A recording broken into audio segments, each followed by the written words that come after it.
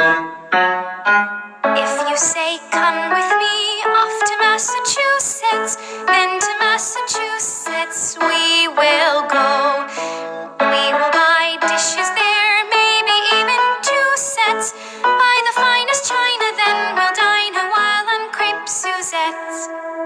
We will build model boats off in Massachusetts, there in Massachusetts by the bay.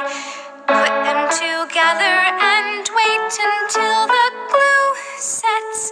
What's the matter now? I don't remember the rest, sir. While we wait, we'll poker for the folk along the parapets. Off, To Massachusetts, yes, we're off. to where the shops are sweet. We will play minuets off in Massachusetts, Boston, Massachusetts, Beacon Street. If you say, come with me off to Massachusetts, then to Massachusetts we will go. We will buy dishes there, maybe even 2 sets. Buy the finest china, then we'll dine a while at crepe Suzette's. Yes, we're off to Massachusetts. Yes, we're off. Yes, we're off to where the shops are sweet. We will have no regrets off in Massachusetts. Boston, Massachusetts, we. Boston, Massachusetts, we. Boston, Massachusetts, we repeat. Died in 1952. He was a curmudgeon. He was so antisocial, and so never following any rules or anything. But this was his best friend, and this is Zebby. And Zebby, he adopted from the Boston Police after she was retired out to Blue Hills, and she lived here on the property for 4 years even after he died, and she was taken care of by the neighbors and whatever all else. 2 young ladies grew up next door to me on the other side of town, and they used to come. They went to a local school right here down the street, so they used to come almost every day and see Zebby and bring apples and carrots and all that kind of stuff. So Zebby is buried right there's a barn at the end of our driveway right here. Yes. And Zebby has the town buried her there. Oh, the And town there's a buried little her. stone that says Zebby on it. Yeah, really. So anyway, let me tell you a little bit about his character. This is the one you did, right?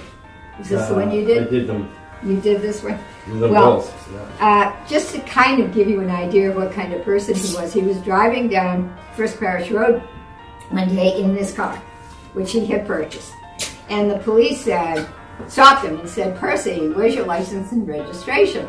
And he looked up and he said, I mean, he didn't have it, and he knew he was never going to have it. And they said, "Well, until you do obtain those, you'll never be able to drive on the streets of Scituate."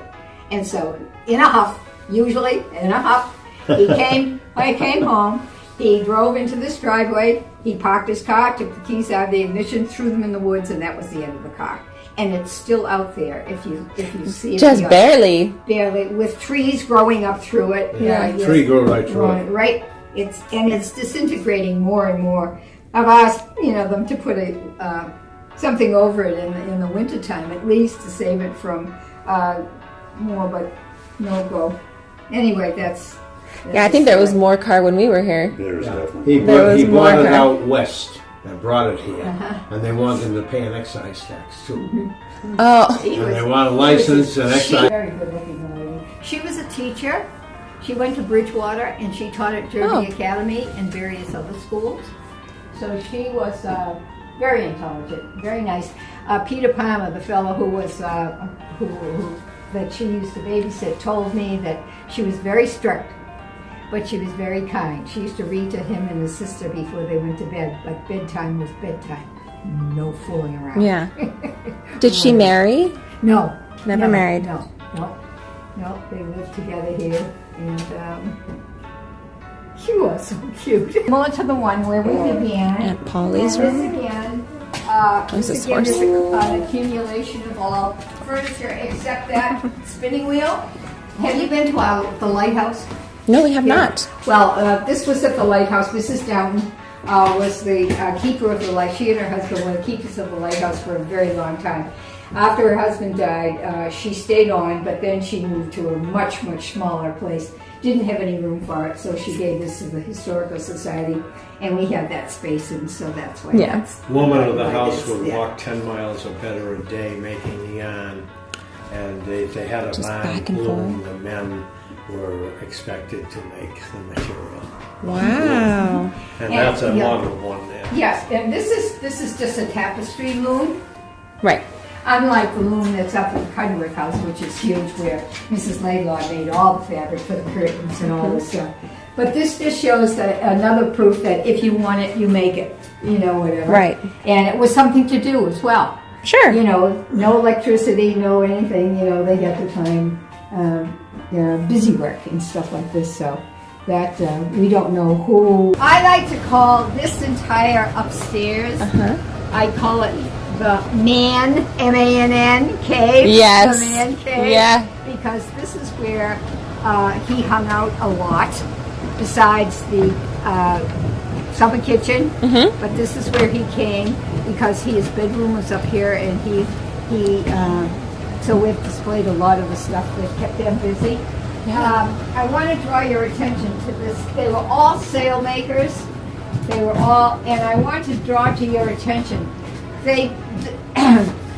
These sails no longer, you know, they're all nylon now or whatever. Right. But look, this is all hand done, and look at the evenness of these stitches I am impressed. to go through. I have worked with sailcloth, and let me tell you, it is tough stuff. Do you have to punch it first? Yes, yes. A few of the things right here, what they use. We don't have everything, of course, but this is what's been gathered. So this quilt that was made by the kids up at the elementary school. And this is the bed in which he was found. Frozen. And, yes. And we had a fellow the other day who had to be 6'8", and he threw here. Coals. Coals to keep it warm. Yes. Oh. And excuse me, hang on just a second, and I'll show you. And I'm not sure whether these were brought outside over the years, because they weren't purses really. They were probably. Okay. William Holmes was a pirate, and William and his friends went down to off the coast of Cadiz, Maine, and they boarded a Spanish ship, and they killed the captain and the first mate, and they took all their riches. They took their gold and their spices and their whatevers. It was an Argentinian pirates, Yep. and they threw the captain and knifed him. Coming up, trying to get back in the ship, they knifed him. Now he was a native of Baltimore, Maryland, but he knew Situate Harbor very well. So he knew he had all those witnesses to the murders and stuff. So he made a beeline back here and came into Peggotty Beach. And apparently, but not to anybody's knowledge right away, apparently buried the treasure. Okay? Yeah. Whatever. Now he had all these witnesses, you know, from the other ship. And so it obviously was reported to the officials. And they caught up with him here in Situate, and he went to court in 1818, and the trial lasted almost 2 years because I read the whole trial. I read every single page of the whole trial. It only took me 2 years to read the whole thing. It was so difficult to read it. And anyway, in the end, they were of course guilty, and they were hung. But about 100 or so years later, a woman from Marshall was walking along Peggotty Beach. She saw something gleaming, and she picked it up, and sure enough, it was a silver coin. And it had some writing on it that was obviously Spanish. And so the word got around very, very quickly. Well, who was the first guy down there with his metal detector? Was our friend Percy, who went down and she said enough of this already. And so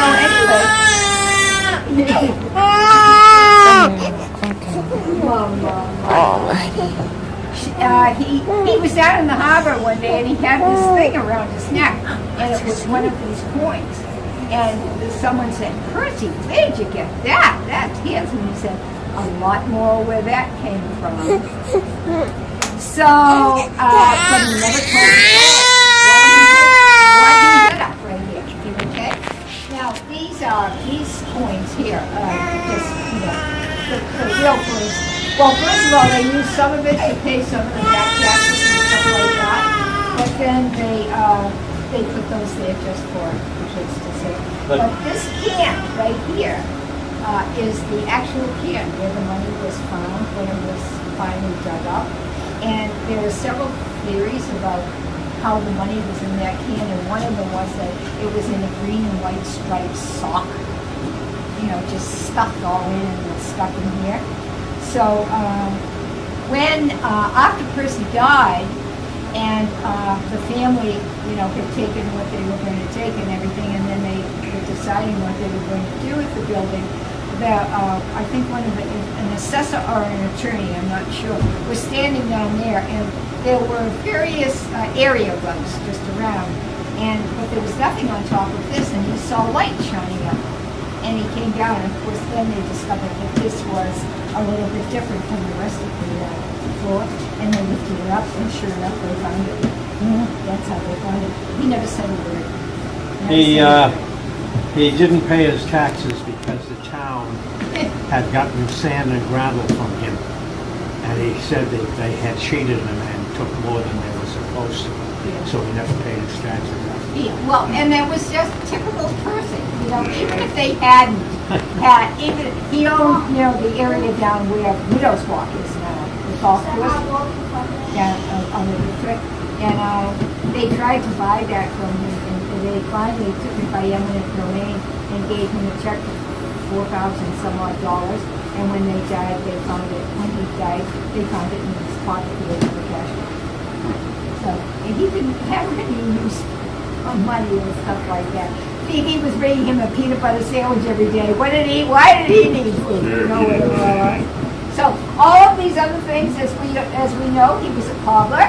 Whatever.